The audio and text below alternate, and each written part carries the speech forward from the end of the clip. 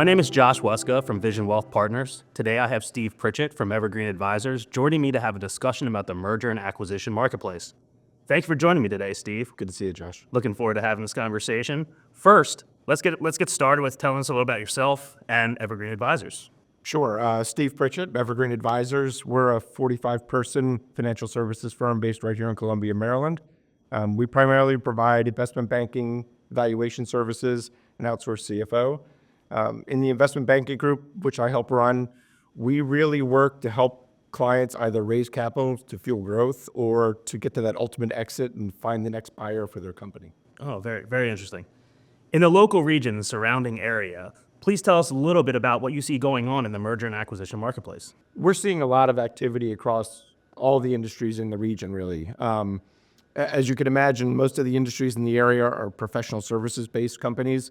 Most of them work for the federal government in some capacity. So we're very active in the government contracting segment, and the M&A activities remain very active despite the higher interest rates and inflationary pressures that we've seen earlier in the year.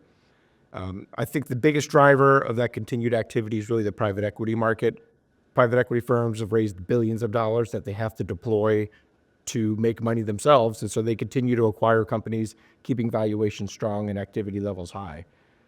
Other segments beyond GovCon, I think we see a lot of activity in cybersecurity, healthcare IT, and engineering services. So Steve, from a business owner standpoint, what does the ecosystem out there look like right now? The good news is there are a lot of different types of buyers out there. So there are different flavors of buyers depending on what the sellers, the company owners' goals are. As I said, the most active buyers are the private equity buyers. So that whether you're being acquired as a platform company for the private equity firm or being bolted onto an existing platform that they already own, the important part when thinking about a private equity buyer is really finding the right fit. You want to find a private equity buyer who understands your industry, who has experience in your sector, and who's a good cultural fit for you and for your employees going forward. Beyond PE, we still have public companies that are very active. They tend to buy larger companies. They want something that will move the needle financially for them. And then we've also seen SBICs, small business investment companies, being very active, and they have the advantage they can keep small business status even after they acquire a smaller company. If a company was thinking about taking their business to market, what are a couple things those companies should look for or think about? Honestly, the advice we give is think about the end goal now. Have that goal in mind today, which is to ultimately sell your company to a third party. And so to successfully do that and maximize the outcome and have the best valuation and structure at the end, I think the most important advice I would give is make yourself replaceable as an owner. Develop that second tier of management team so that you, if you have the desire, can actually retire when you sell your business. To do that, I would recommend that you transition all those key client relationships to that next tier of management. Buyers are hyper-focused on keeping those key client relationships intact because that's what drives future revenue growth after they buy the company. So moving those relationships is key. In the finance area, I'd recommend that you have a sophisticated team in your accounting and finance group. Making sure your books and records are really accurate is critical as you get into the deeper due diligence with buyers. Any uncertainty around your financials, your historical accounting practices really creates uncertainty and can influence the valuation structure of a deal.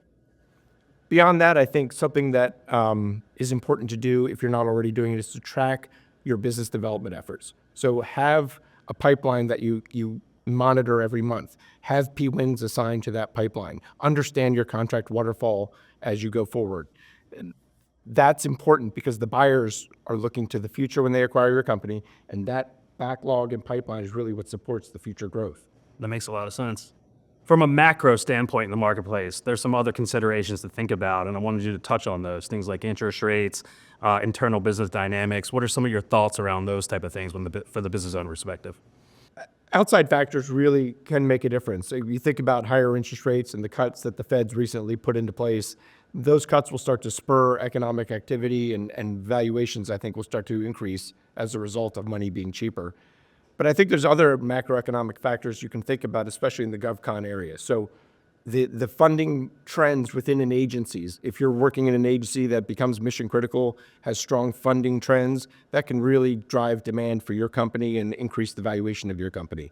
So most recently, for example, we've seen a lot of interest in getting into cyber command. They've got a lot of activity happening. Big contractors could see the future there, and they're trying to acquire access so they can be more prevalent and more forward in that agency. When working on deal specifics, what are some core things or hot buttons that a business owner should really take away from this conversation as they start to think about exiting or selling?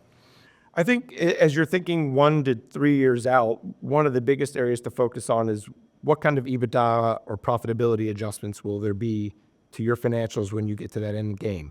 Those are always a hot button topic, and to the extent you can start to clean up your internal financials in advance of a transaction and minimize the number of adjustments, that can always help make the transaction flow more smoothly and, again, help drive higher valuations. That said, there's definitely the opportunity to add back any one-time expenses, whether it's your personal car is being run through the business, you have excess legal expenses or excess space, something of that nature.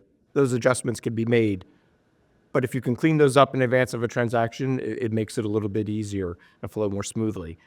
I'd also think about the use of 1099s.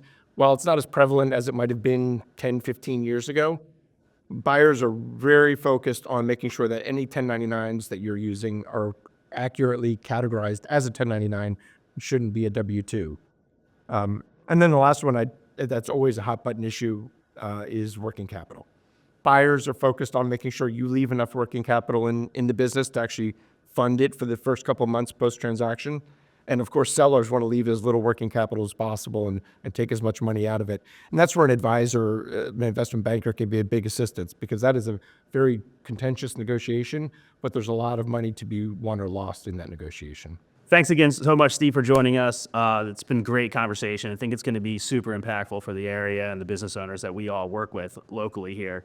But before we conclude, I wanted to see if you had any more additional thoughts or things we might have missed during the conversation you want to point on. I think the advice I would give is, if you're considering selling your company 1, 2, 3 years out, now is the time to start building that team around you of advisors who are going to help you when you get to that point. And it starts with your wealth advisor. You need to engage a sophisticated wealth advisor now so that they can help you think about tax planning for the event when it happens in a few years. But you also should assemble that team, the legal team that's going to help you through the M&A process. Doesn't mean you need to engage them right now, but you should find that team that has experience in your sector, works on M&A consistently. And then you should begin to develop a relationship with an investment banker who works in your industry and understands the dynamics of your industry.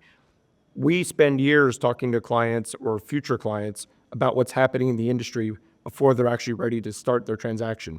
And it's invaluable advice that can help you maximize the outcome when you're ready to go to market. That's very similar advice that we like to give our clients, and I'm super thankful that you would be that forthcoming on that information. So thank you for joining us today's video. For more videos on a variety of wealth management topics, head to our YouTube channel. Thanks for watching. I'm Josh Weszka with Steve Prichett from Evergreen Advisors. Have a great day.